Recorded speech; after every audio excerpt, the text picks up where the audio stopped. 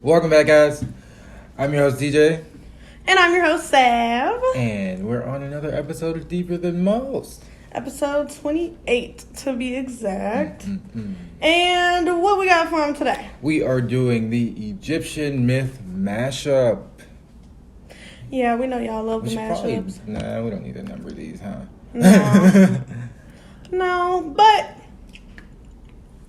you know how our lit myth mashups go.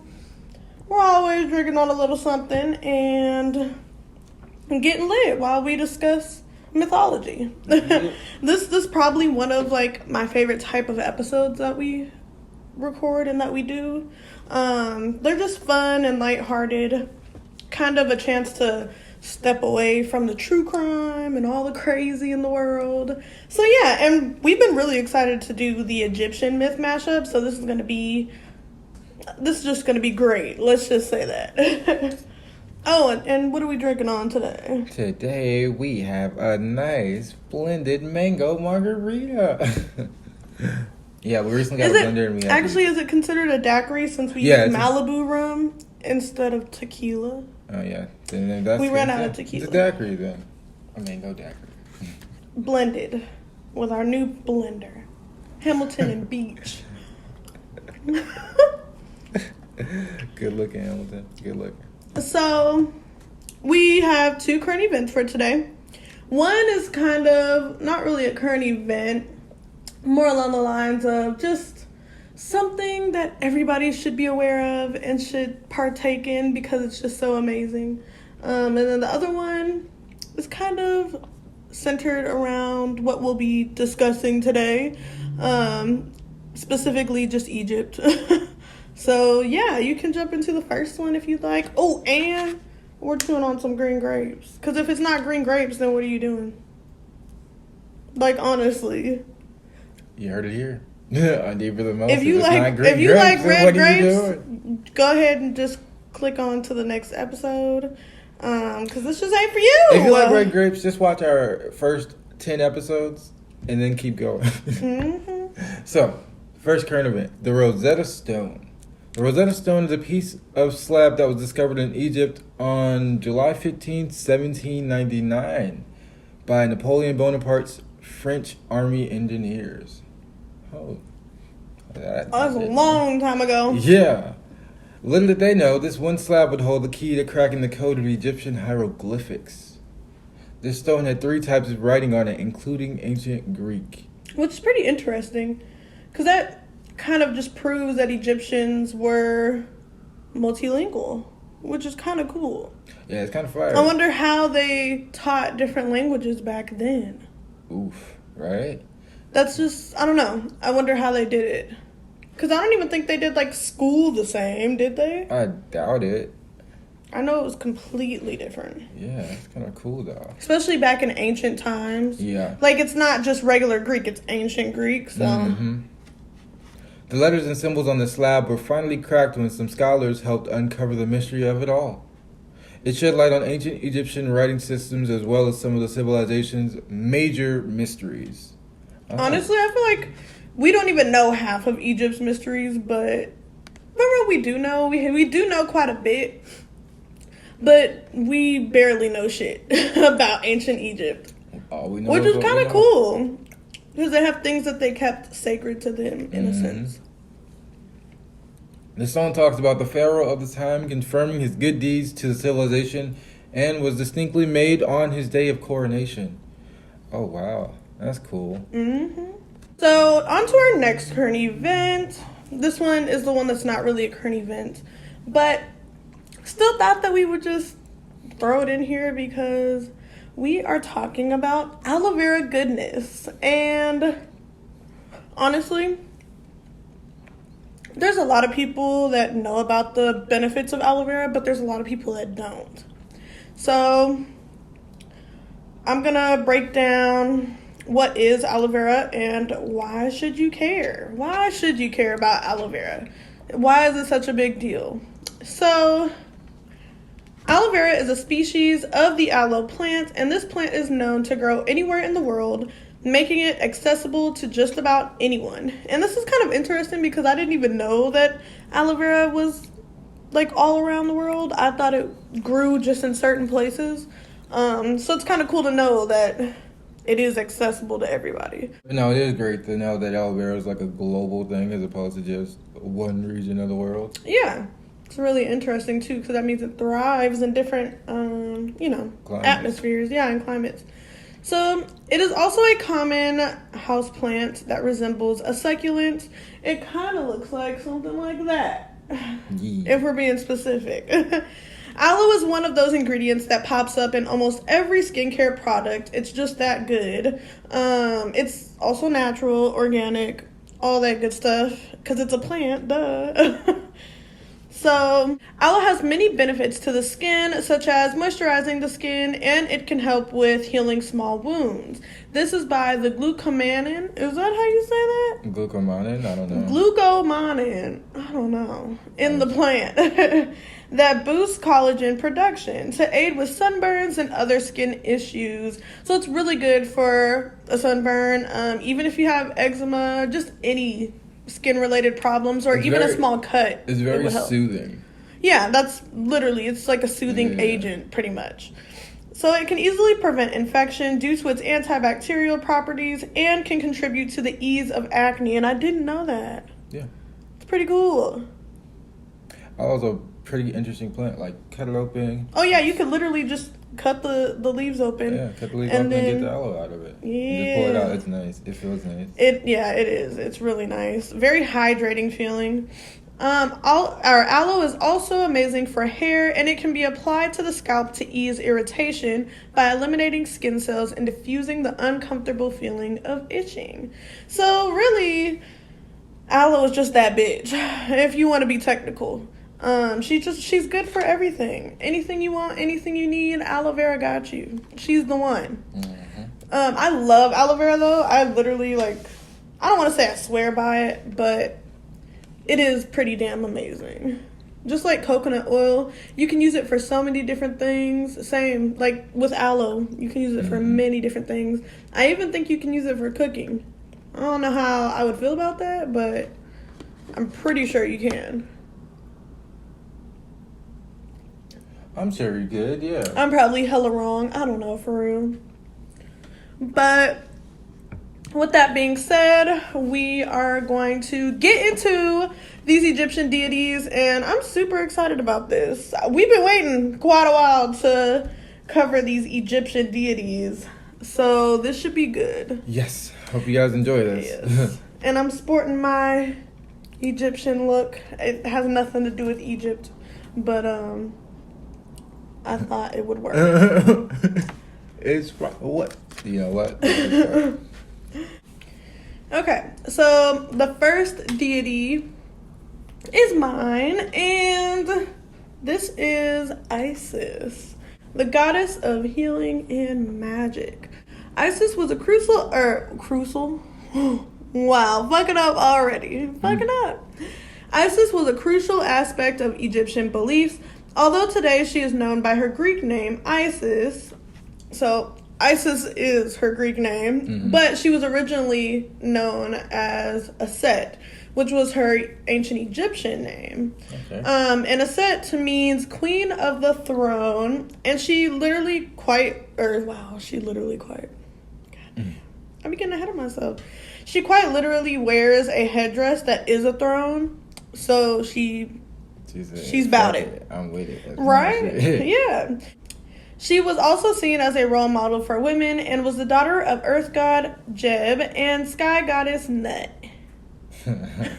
Yeah, I remember when I was doing my research and I see that and I was like, huh. Yeah, I can't say that with a straight face, unfortunately. She was married to her brother Osiris, god of the underworld, and they had a son that they named Horus. And it's kind of interesting because, I know it was common back then, but I swear to God, every myth mashup we do, there's some type of incest going on. But then again, how would you create, the world if you don't? You're right. That's very true. It is also thought that she got pregnant by a flash of lightning or by breathing life into Osiris in bird form and then getting it in. Yeah, so there's two possibilities. That's crazy. Yeah, because Osiris has like his own little story where Yeah. he was killed. And Yeah, then, I know. She is the most powerful and popular amongst all other goddesses, and symbols that represent Isis include moon discs, cow horns, wings, a kite hawk. I don't know what that is. Yeah, I don't know what that is either. And sycamore trees, which is very beautiful, actually. Yeah. Osiris and Isis were actually high-frequency twin flames and were a highly respected couple. She represented the divine feminine also. And the color yellow is associated with her because it means eternal / imperishable. You see it. You see the gold and the yellow. Yeah. I'm about it. So she protected women and children and healed the sick. She has no known temples today, which reminds me of which one was it from the Hindu myth mashup? It was one of my gods, and he doesn't have any temples. I don't know, but go ahead. So the second god we're going to look at is Ra, the sun god. And I know most people are familiar with Ra. Ra was like my favorite. I remember back in, I think it was high school or middle school. Probably high school or late middle school. You know how like in history class everybody learns about Egyptian or ancient Egypt. And I remember doing like school projects and we got to pick an ancient Egyptian god that we wanted to like research and cover, and I believe I chose Ra because I remember like vividly doing research on him, remembering the picture, and yeah, all that fun stuff. But he's really cool. He's really interesting. Oh yeah, like his origin story, I like it. So he is considered as the greatest Egyptian god, which is pretty interesting considering his whole origin story. Worship of Ra was already established by the time of the Old Kingdom of Egypt, which lasted from circa 2613 to 2181 BCE. That's too damn much. I still don't understand the early time. Yeah, can anybody like try to break that down to us like for dummies, because we just don't get it. It's pretty confusing. How do you calculate that? And what does it mean? What's circa? Circa is like just around. Like it's around that time. Literally, it just means around? Yeah. Wow. Oh, okay. And I want to say BCE is like before, we're just going to leave it at that. Yeah, because I have no clue whatsoever. Because I might be wrong, but yeah. And continued for almost, and his rule continued, his worship continued for almost around 2,000 years until, like most other Egyptian gods, he was eclipsed by the creation of Christianity. Goddamn Christian.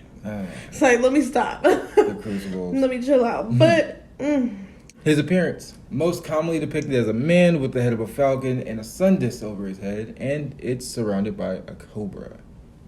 Also, yeah, he's Ra, cool as fuck looking. Yeah, he's cool as fuck. With Ra, he has so many different like forms that he transforms into, which is why you get so many other incantations like a Kumbra or a Tumbra or... Oh, so there's different variations of him. Okay. Yeah, he has I didn't know that. Yeah, he has a good bit.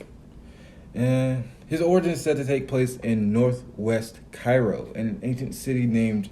Now, I don't know exactly how to say it. Whoa, IWN? Yeah. Ew.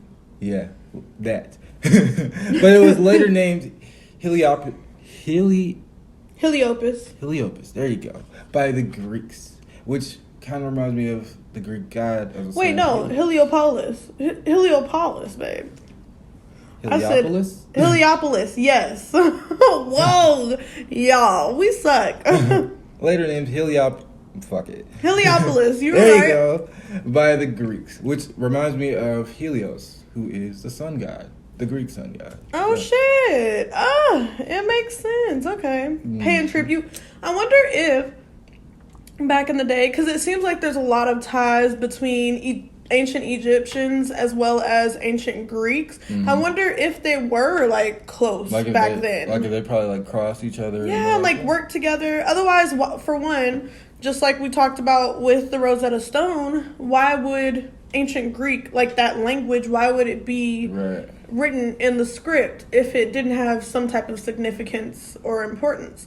And then also, why would Cairo eventually name this city Heliopolis, like by the Greeks? Yeah. Like, why would they allow them to do that? So there has to be some type of connection or a partnership. Ally. Yeah. So, getting into his origin, the cosmic god Atum decided to start life when he became very lonely. So, Atum is like God, the before everything. Yeah, the before Christ. the before. Yeah. So he got lonely and he decided to create an island out of the dark and like the dark ocean, basically. And so this island manifested itself into the sun god himself. How? He just did it. It just happened. So that's how Ra came to be? Yeah. Out of an island? Yeah. Just happened. How did they be coming up with this shit? I don't know, man. Life really just writes itself. So I feel like... Yeah, I don't know. I feel like they honestly weren't that far-fetched with the shit they were doing and talking about back then. Couldn't have been, bro. Couldn't have been. Just like, what? My man's just an island, you know? He just a god. The sun god at that. Like... The most, the greatest. The most powerful at that. An island. Like, make it make sense. And you can't, because it don't. Some things are just... But it's cool as fuck, though. Yeah. So, Ra he's considered the supreme god at this point now. So, he stood on Primeval Hill and created the rest of the cosmos out of himself. So, you know how Zeus... Cosmos, You know how Zeus, created all the other gods out of his thoughts and out of his head? That's essentially what Ra did. He created... So he's like the Egyptian Zeus. Well, they actually have another god that's like the Egyptian. Yeah, so it's a whole thing. He created Shu, the god of air, and his partner Tefnut, the goddess of humidity, who would give rise to Earth, who's Jeb, and Nut, the sky goddess. Oh, look at some more of the Jeb and Nut. Mm-hmm. My thing is, why is there a goddess of humidity? Yeah, I haven't heard of that in any other mythos. They named a lot of their gods after, the elements. So a lot of them are elemental. That's actually really cool. Mm-hmm. I like that. It's different. Keep doing what you're doing, Egypt. Keep doing it. Just stop letting people open those tombs, please. I don't even think they be letting them. I think... Never mind. Let me not say what I was going to say. So... Now we have come to the time where we are going to thank our sponsors, and we will see you in approximately 54 seconds. Boom. If you haven't heard about Anchor, it's the easiest way to make a podcast. It's free and it's easy to use. There's creation tools that allow you to record and edit your podcast straight from your phone or computer, making it the best user experience around. Anchor will distribute your podcast for you so it can be heard on Spotify, Apple Podcasts, and many more, making it so you don't have to upload to each individual platform. And the best thing about it, you can make money straight from your podcast with no minimum listenership. It's everything you need to make a podcast in one place. So please, download the free Anchor app or go to Anchor FM to get started. And that's anchor.fm, spelled ANCHOR.FM. So what are you doing? Download the free Anchor app now. And we are back like a butt crack, as always. So now we continue on, and we are going to look into our third goddess. And this is Anat. I think I'm saying that right? Yeah. Anat? Mm-hmm. Okay. She's the goddess of fertility, sexual love, hunting, and war. All the things we love as Americans. Is it wrong? Not wrong, no. Okay, then. So, Anat was considered to be the mother of all the gods or the virgin. Okay. So, she's either getting it all or she's getting none. I don't know. It's either you ain't never had sex or you've had a lot of it. So, I don't know. That's a pretty big difference Yeah, like, which is it? for it to be or one or the other. Unless she just out here imagining it. Well, I think she just represents the virgin. I don't know. Like, how does that make sense if you over here popping out all the other gods? So she was heavily inspired by the Greek goddess Athena. Once again, the Greeks. I'm telling you, there's got to be some type of connection. Gotta be. I'm going to look it up before we're done with this. She is depicted as violent, but also an establisher of peace. She was prominently worshipped by warriors and pharaohs of the 16th dynasty, and she is shown bearing one or more weapons and is a Canaanite deity. Canaanite. Yes, and the way she's depicted really does look badass, though. Yeah, she's pretty We'll fire. put some pictures. Cool. Yeah, she looks really cool. Anat had a strong lust for sex and war. Nice little even mix right there, you know. I don't know The about best of both worlds. even, but She was said to be aggressive and ruthless, destroying all of Baal's enemies in her free time. Damn. Yeah, I swear. And she must got a lot of it. She would bask in their blood and would decorate herself with heads and hands and other body parts of her victims. oh, yeah. Pretty All right. badass, Yeah. isn't it? She's Okay. badass as hell. Oh, and it gets better. I can't wait for my third deity. Because you're going to be like, oh, that's Kind of a good scary. one. It is scary, but, I mean, Kind of reminds me of it's that. cool. So, to continue on, Anat was considered to be the most beautiful and a protector of the people, animals, and crops.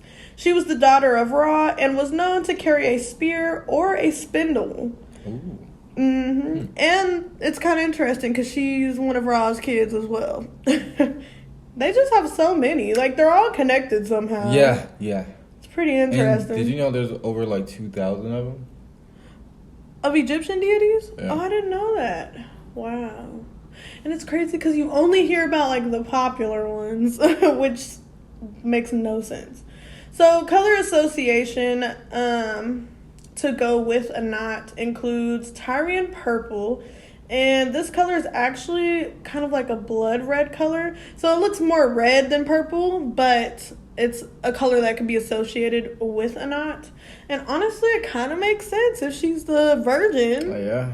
Oh, what? I can see why. She out here. She was also depicted as a naked woman with exaggerated sex organs. Hey.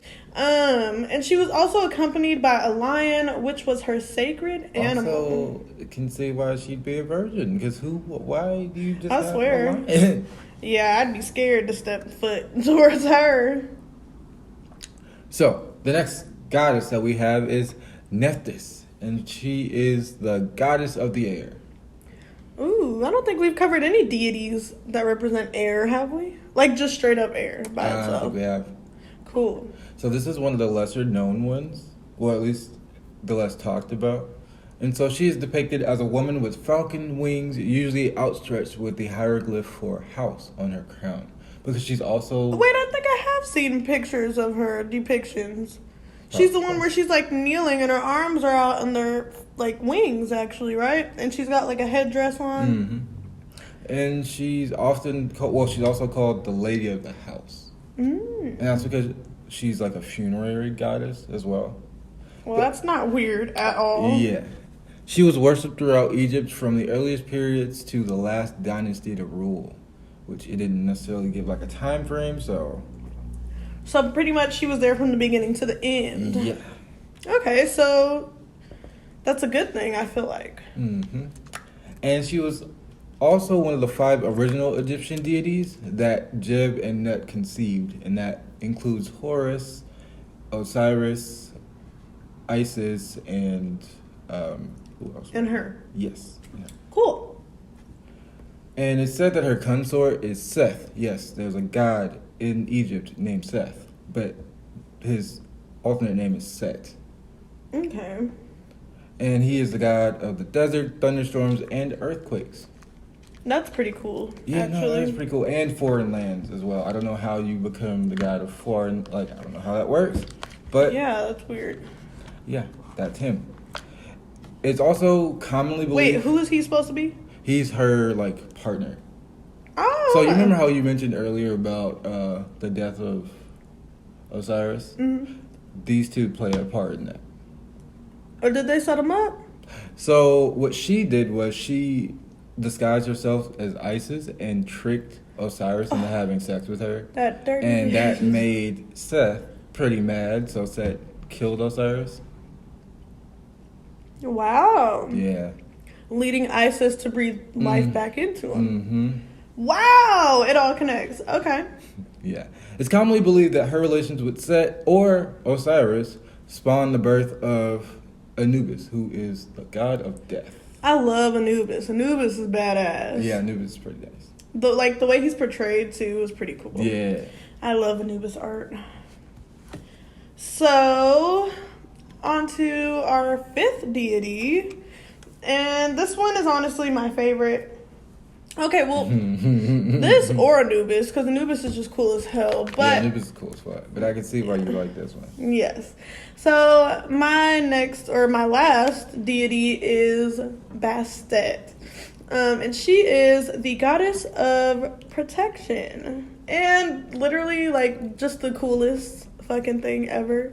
So, she repped pleasure and being a bringer of good health. I was about to say wealth. Hey, that's nice. I'm thinking money. Yeah. So she was, okay, let me read that again. She repped pleasure and being a bringer of good health. She was portrayed as a slim woman with the head of, you guessed it, a cat. Meow. Yeah. I fucking love Bastet. I think I also researched her back in school too. Her and Ra. Bastet's a nice one. She's cool. Like her art is cool too. Yes, agreed. And also, it's important to know that like cats were really worshipped back in the ancient Egyptian times because of many reasons. But I don't want to get into that too soon. We'll tap into it in a second. But she was the daughter of Ra and the sister of Sekhmet. So another kid of Ra's. He's got hella. Yeah. Mm-hmm. He's literally the god of creation, so I mean... He created them all alongside Annette. I wonder if they be... Because she, like, created gods as well. How can multiple create all gods? That's what makes it so fun and interesting, because it's like... Bastet was the wife of Ta and mother of Minos. She was commonly worshipped in Lower Egypt, to be specific. And cats... Just to give a little background on cats and why it means so much for her to have the head of a cat is because cats were very important and highly respected to ancient Egyptians. They were looked at as demi-deities. So they weren't even looked at as pets or animals. Like, they were actually looked at as kind of like... half gods. Huh? Yeah, like little mini gods. That's cute. They were literally worshipped. That's cute. And that's kind of, I feel like it makes sense as to why cats are just so bougie today. Yeah. And just, they hold themselves to such a high standard is because of this. So to continue on, cats were known to protect crops and slow the spread of diseases by killing rodents. Cats were believed to be the physical form of Bastet. Hey, that's cute. So she just got little... Hey, that's funny. Little minions. So get them, my pretties. Right. So I have a little quick story for Bastet. I didn't do one for my other two deities because I couldn't really find any relating back to them. But Bastet does have one, and hers is pretty cool. So every day, Bastet would ride through the sky with her father, Ra, on his boat that he pulled the sun through the sky with.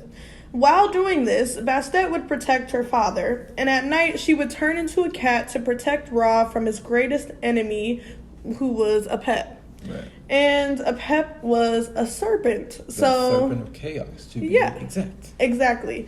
And so, with her being in cat form, she was easily able to get his ass. Yeah. So she was nicknamed the Lady of the East, Goddess of the Rising Sun, and the All-Seeing Eye. Isn't that just so cool? That's kind of lit, though. What a fucking, like, what a thing to be known for. I wonder if people did know that, like, because a lot of people get the eye of, like, Ra and Eye of Horus and everything, but I wonder if they know what they mean. Probably not. I mean, some people do, I'm sure. Yeah, no, I'm more than likely. It depends on who does their research. Yeah, really. I just want to know, like, if I were to ask one, what they would say. Yeah. So she was also known as Goddess of the Moon and Eye of the Moon or of Ra. Bastet is still worshipped today, and it's believed she protects cats of today's time. She is sometimes depicted as a lioness as well. So our little boys are protected by Bastet. Yeah.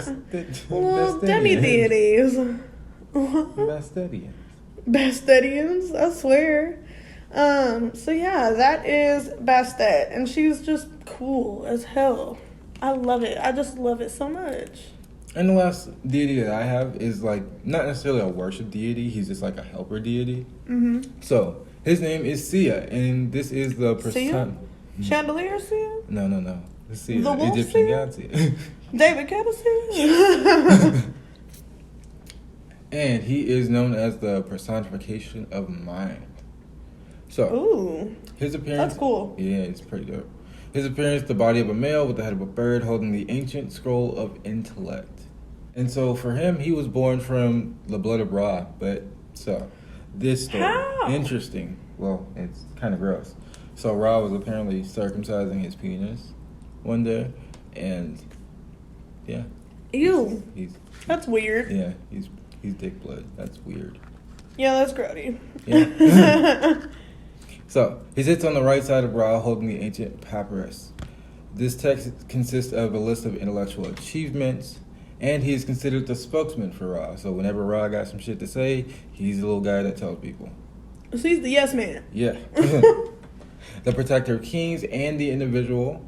And he offered a great help to Ra, but he is not worshipped and doesn't get his own cult like the other ones. Well, some of the other gods and goddesses. That's kind of fucked up though, because he's still notable and still cool. Like, I don't understand like what deems people or certain deities worthy enough to be worshipped and have temples. Yeah, I don't know. Because there's a lot of cool ones out there that just don't get recognized. All right, so that concludes all 6 of our ancient Egyptian deities. Wow, we had 6 of them today. We usually do 4. We usually do 2 each. Since we love ancient Egyptian mythology, we decided to throw in a couple extra. But I definitely think this was like fun and worth it. Oh, hell yeah. I think this is one of our more calm down, chill myth mashups, but it was still fun nonetheless. I feel like Greek and Norse were really like those lit ones, those lit bitches. And the Celtic. Sarah Nunos is that guy. I still, till this day. So, Oh, look at the little grape. I know we killed these grapes. It's a reason. It was so good. So we have ending questions, as always. What would this be deeper than most if we didn't have ending questions? Are you even watching the show if you haven't seen the ending question? Do you even listen to the end to hear the ending questions? The Probably intro. not. Exactly. Like, we want to know your guys' thoughts on the stuff we talk about. So, the ending questions are open for you guys to answer as well, not Yes. just us. We want to hear your opinions. Leave your answers in our comments, or you can DM us if you like. Exactly. So, you want to go with the first one? Yes. Question number 1. Do you remember learning about any of these deities in school? So for me, we learned about Egyptian deities, but like we glossed. Not in specific, though. Yeah, we glossed over them, but it was mainly about like the economics of Egypt and not the gods and deities themselves. So, It was more along the lines of, we're going to teach you about the civilization yeah. of ancient Egyptians, Yeah. and then gloss over Oh yeah, and the don't mythology. and don't forget the pyramids. And so yeah, I'd say I remember it, but it wasn't of anything special. Yeah, the only learning I did about them back in school was the research that we had to do. Like, yeah, it briefly talked about how they did worship certain gods and whatnot, but what really pushed me to learn about them is doing those projects. So I kind of did learn from the school, I guess. More along the lines from myself. So the second question is, if you could be any Egyptian deity, who would you be and why? Any of them. If I could be any Egyptian deity. Well, while you think, I already know I'll be Bastet. Oh, I already figured that. I mean, I love cats. I just love them so much. Like, yeah. If I had to be one, I'd be raw. I'd be down to be a fucking island. And Really? Is it weird that I could see you as Anubis, though? Oh, yeah. You give me Anubis vibes, strangely enough. Yeah, I can do that. Anubis is the one for me. He's just badass and doesn't care. I can do that. Yeah. I can go with Anubis on that one. Yeah? Mm-hmm. Okay, but why? Because, like I said, he's pretty cool. And he's just cool as fuck. He's badass. And he looks cool. The way he's depicted is really awesome. Yeah. Number 3. Do you think more of Egyptian beliefs are inspired by Greeks? I think yes. If they were including them in scriptures and as well as their mythology and like the things that they believed, of course there's other beliefs that were probably inspired by Greeks. I don't think that they all just came up with it on their own. I'm sure a lot of ancient civilizations would get ideas off of each other and learn things from each other. Yeah. And probably work together a whole lot better than what we be doing today. We always talk about it being like ancient Greek or ancient Egyptian language or whatever. But what if like they were all speaking the same shit? And when we figured it out, we just different variations. Yeah. Yeah, that'd be interesting. That probably is the case. Fucking crazy, but we'll never know. But yeah, no, definitely. I believe that some beliefs, and even a little bit more, are inspired by Greeks. Mm-hmm. And vice versa. Just kind of how they go about everyday life, even. Yeah, definitely think there's some guidance, or not even guidance, but just hints of Greek within ancient, or not even ancient, but within Egyptian life. Like their whole lifestyle. And I think it would be the same to say the safe, or it would, wow. Be safe to say the same? Yeah. I think it would say the same. I think it would be safe to say the same about Greeks. Like, they probably have Egyptian, wow. Okay. I'm through. I'm sorry. It was funny. So, question number 4 is, do you think Egyptian mythology is underrated? Oh, yeah. It's definitely underrated. Yes. And when I say underrated, I mean every aspect of our lives. Like movies, they don't even go into it completely. They only do raw, and then they're through with it. Yeah, definitely underrated. Yeah. Of course, Greek gets all the praise, and Greek is great, but Greek is great. But I don't know. It's just Greek is great, but Egyptian is epic. You know? You heard it here. That's what we gonna title this episode. Greek is great, but Egyptian is epic. Okay? Perfect. I swear to God. Yeah. So we just gonna leave it on that note. You heard it here first. At this point, this drink is catching up to me.